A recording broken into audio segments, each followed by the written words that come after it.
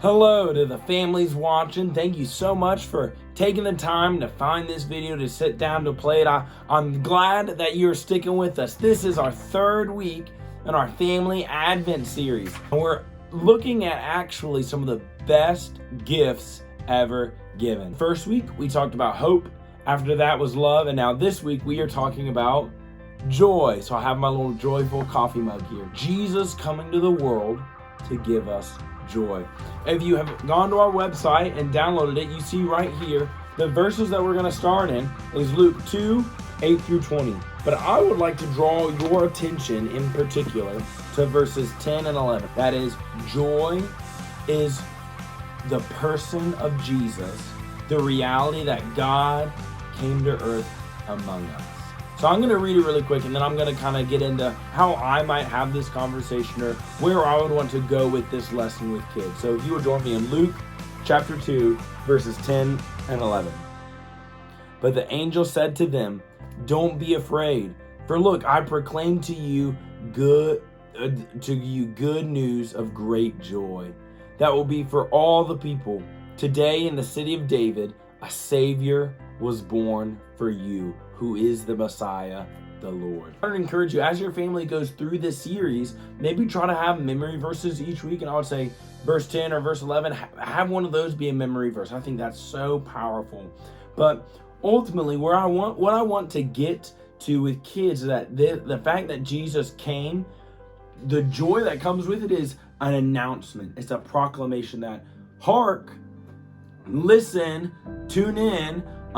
You need to pay attention, because what is coming is big news. It's a big deal. It's life altering. It's life shattering. It's a complete changing of the reality that's here.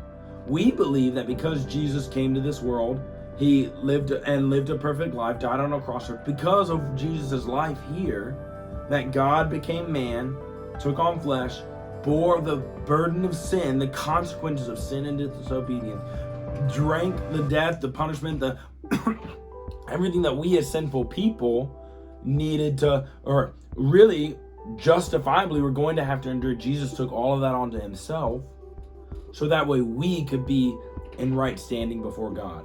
That then is where our joy comes from, that we don't have to live under what is objectively right, that sinful people go through the consequences of sin. Instead, we believe that we live with Christ's righteousness attributed to us as Christians. That's what we believe. And so there's a profound joy that comes with that. And so what I would try to do with kids is, maybe as I begin, I ask a question: what does it mean to be happy? Oh, I'm happy when I get candy. I'm happy when I open presents. And it gets them thinking about happiness. But what I want to do is I want to leave an understanding of happiness as a feeling and get them to the state of joy as a state of being. I can be joyful even when I'm unhappy, because joy is rooted in a larger framework. If I have a bad day, if something really difficult happens to me, my friends don't want to be my friends anymore. If I get a bad test grade, if I don't get what I want for Christmas, whenever things that objectively make us feel unhappy happen, we can pause. And I believe Christians ultimately are able to do this in a way that no one else is. We are able to have joy in the midst of unhappiness. And I think this is such a great time to talk about those things. Like, do you ever feel unhappy but you don't know why? Or do you ever feel mad and you don't have a good reason for it? Like, do you ever get sad but you know things are gonna be okay? Having those conversations, one, I think that builds emotional intelligence in our kids. The idea that, we can feel conflicting emotions, and it helps us communicate with them. But also, I think what we're doing is we're getting them to look at how joy is so much more fundamental than just how we feel. Because of what Jesus has done, we have hope and love. Because of what Jesus has done, we can be with God. His joy comes as explanation, pronouncement. And maybe you want to start this whole lesson time off by calling the kids together and say, "Hey, we've got some big news that we want to share with you." Okay, what is it? Okay, what is it? Have them guess. What do you think it is? You kind of draw them in, get them engaged, and then you say, "Hey, the big news that Jesus was born on Christmas." What? Yeah, we know that. Yeah, we know that. but have we lost sight of how big a deal that is? One silly thing that I think is so fascinating and neat is singing random jingles. This seems somewhat unrelated, but if you say, "We are farmers," you know, you do these popular commercial jingles and taglines and things because it's something that's announced that elicits a response.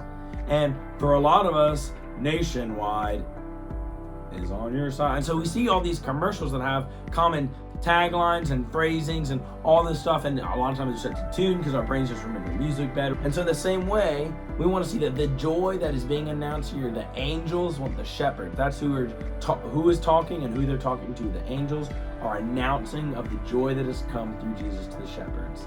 And then again, it has a prayer prompt, thanking God for sending Jesus. There's a family activity on the back. There's a family craft on the back.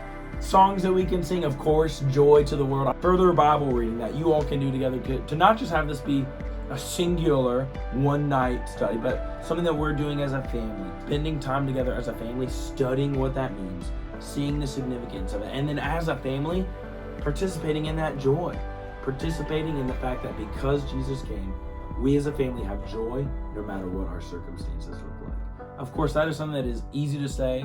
Sometimes it can be tough to live that out, and this may bring up conversations like that amongst our kids. And if there's anything that our church can do to resource a conversation, help y'all get some craft materials, anything at all, please do not hesitate to let me know, let us know. We are praying for y'all, excited to continue on in this Family Advent series, and we look forward to next week as we have only 1 week left, only one big Christmas present left. So we will see y'all then.